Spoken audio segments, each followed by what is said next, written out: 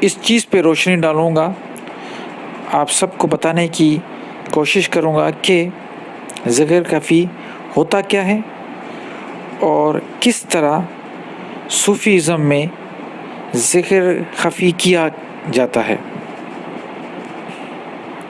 اگر دنیا میں دیکھا جائے تو آج کے اس دور میں بھی آپ کو یہ چیز نظر آئے گی کہ میڈیکل سائنس نے آج یہ مان لیا ہے کہ انسان کی بہت ساری بیماریاں صرف اس وجہ سے ہے کہ انسان سانس لینے کی ٹیکنیک جو ہے اس کا پتہ ہی نہیں ہے، وہ سانس غلط لے رہا ہے، کیونکہ جب انسان سانس لیتا ہے تو آکسیجن اندر آتی ہے اور جب ایکسہیل کرتا ہے، سانس باہر نکالتا ہے تو کاربن ڈائی آکسائڈ باہر نکلتی ہے، اور اس پروسیس میں جو لنگس ہوتے ہیں ان کو طاقت بھی ملتی ہے، وہ پھولتے بھی ہیں، پھر وہ سکڑ بھی جاتے ہیں، اور یہ سارا پروسیس آپ کے بلڈ میں آکسیجن دینے کا کام کرتا ہے۔ سمپل سی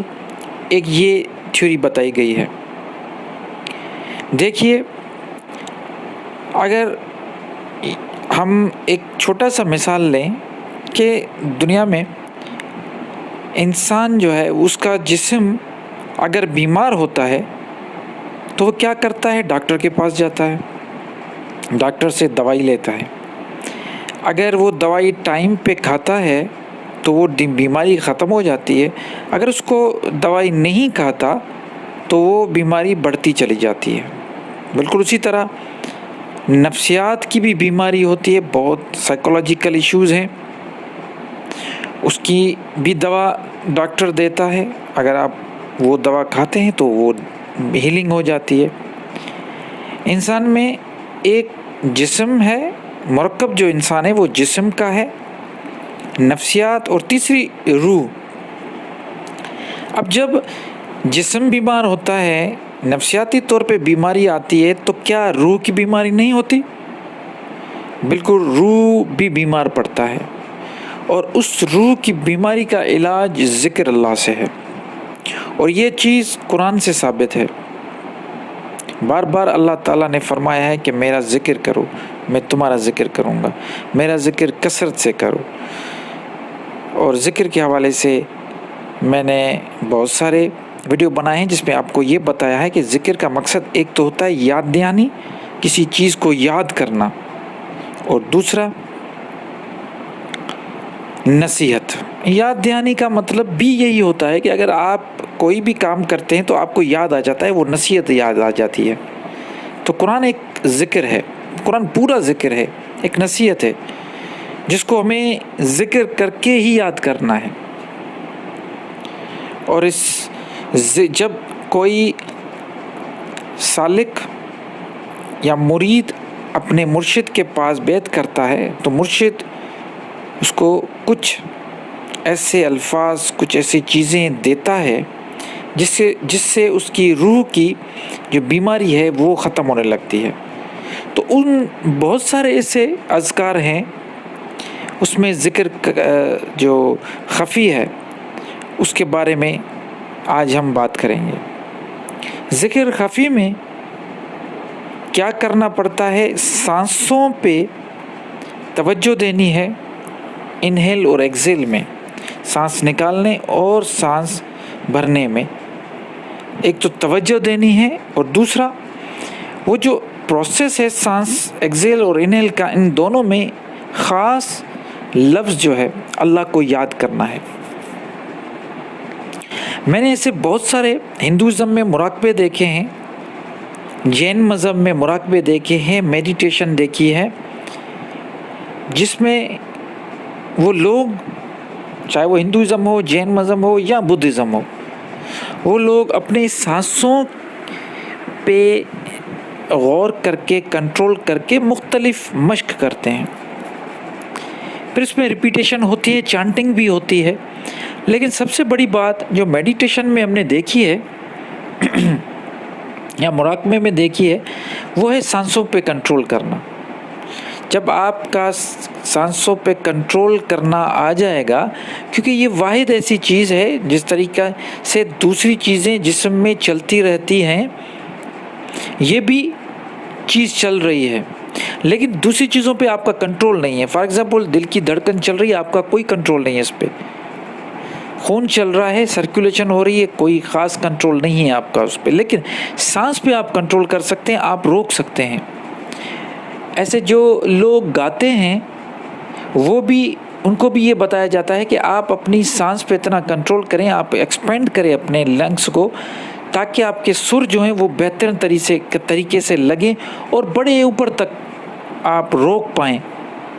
और कोई शायरी अगर आप पढ़ते हो, गाते हो, तो वो ऊपर तक लेके जाएं, और जितना बड़ा सांस होगा उतनी आपकी खूबसूरती होगी, गायकी बेहतर होगी। तो ये सांस ऐसी चीज़ है जिस पे हम कंट्रोल कर सकते हैं। तो ये सूफिया इकराम ने सूफीज़म में, और हमारे जो सूफ़ी बुज़ुर्ग गुज़रे हैं, इन्होंने बड़ी ज़बरदस्त मश्क बताई है हमें, जिसके ज़रिए न सिर्फ़ हम अपने रूहानियत को बेदार करेंगे, बल्कि 24 आवर्स हम अल्लाह की याद में रहेंगे। अल्लाह की जो भी बताई हुई नसीहत है उसमें हम ऑटोमेटिकली, हमारा सबकॉन्शियस उसमें बैठ जाएगा, और जब भी हम अपने रोज़मर्रा के जो काम करेंगे उसमें हमें वो चीज़ काम आएगी।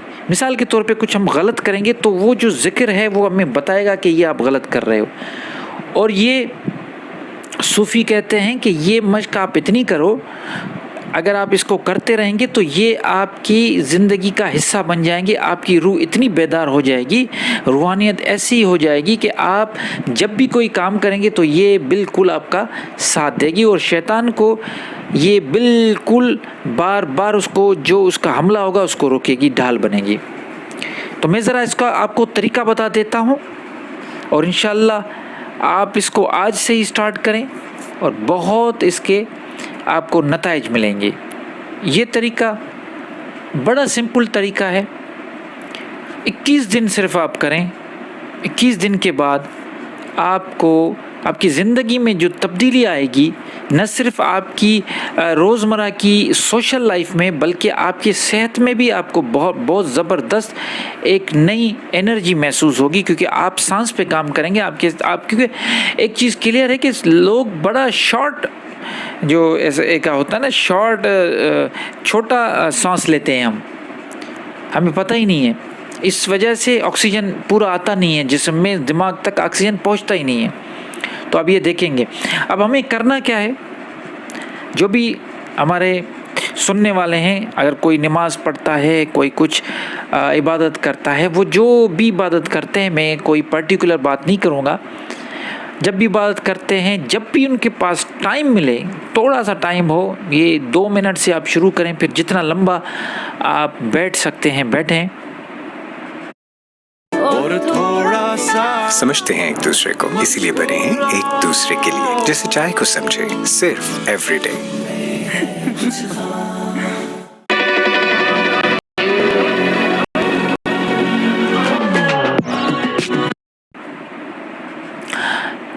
सारी काम काज करके आप किसी सुकून वाली जगह पे बैठ जाएं, और बैठने का तरीका ये होना चाहिए कि जो आपकी रीढ़ की हड्डी है, जो आपका स्पाइन है, वो बिल्कुल सीधा हो। इस तरीके से बैठें, बिल्कुल सीधा हो। फिर आस्ते आस्ते आपकी टाइमिंग भी बढ़ेगी। शुरू में तो आप 1 मिनट भी बैठ जाएं, बड़ी बात है, क्योंकि स्पाइन सीधा करके बैठने की आदत ही नहीं है हमें।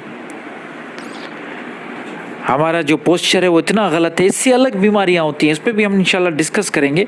लेकिन आज मैं हम ज़िक्र खफ़ी के हवाले से बात कर रहा हूँ।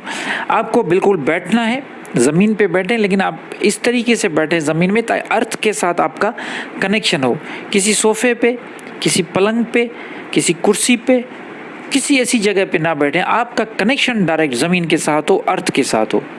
आप बैठें, बिल्कुल सीधे बैठें, अपनी रीढ़ की हड्डी बिल्कुल सीधी करें, और अपने आप को आंखें बंद करके, जब भी आप की सांस चल रही है तो उस सांस पे इनहेल, जब आप इनहेल करते हो, मतलब सांस लेते हो, تو اس سانس کو محسوس کرو، بالکل مزے کے ساتھ جتنا زیادہ لے سکتے ہو لو، اور ایکزیل بالکل اسی کو ایکزیل بھی کرو ناک سے، انہیل بھی ناک سے کرو اور ایکزیل بھی ناک سے کرو۔ اب جب آپ انہیل کریں گے اور ایکزیل کریں گے تو آپ جب نارمل جتنا سانس لیتے ہو اس سے تو ظاہر سی بات ہے آپ تھوڑا زیادہ سانس لو گے، تو آپ کو تھوڑا ایکسپینڈ محسوس ہوگا۔ آپ کو جب آپ یہ مشق کریں گے آپ کو محسوس ہوگا کہ آپ کی جو لنگس ہیں وہ ایکسپینڈ ہو رہے ہیں۔ اب جب سانس لے رہے ہو، جیسے آپ نے لیا سانس، ٹھیک ہے، تو اس میں آپ کو کہنا ہے الا اللہ۔ یہ جو سانس لے رہے ہیں آپ، اس میں آپ کو کہنا ہے الا اللہ۔ اور جب آپ سانس ایکزیل کر رہے ہو، جیسے سانس باہر آ رہا ہے تو آپ کریں گے لا الہ۔